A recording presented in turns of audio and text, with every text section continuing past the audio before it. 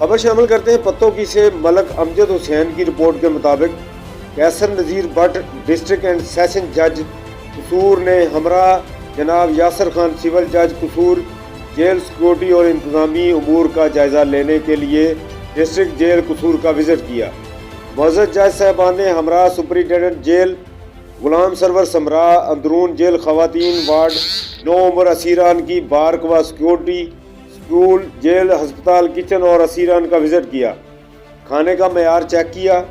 जज साहब ने जेल हज़ा में मुक़य्यद मामूली जराइम में मुलव्वस 5 नफर हवालाती असीरान को ज़ाती मुचलका पर फ़ौरन रिहा करने का हुक्म सादर फरमाया और काबिल ज़मानत जराइम में मुलव्वस हवालाती असीरान की दरख्वास्त ज़मानत अरसाल करने का हुक्म सादर फरमाया।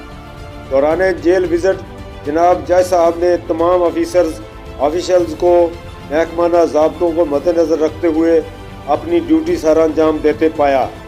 जज साहब ने जेल सिक्योरिटी, सफाई सुथराई और दीगर इंतजामी अमूर पर इत्मीनान का इजहार किया।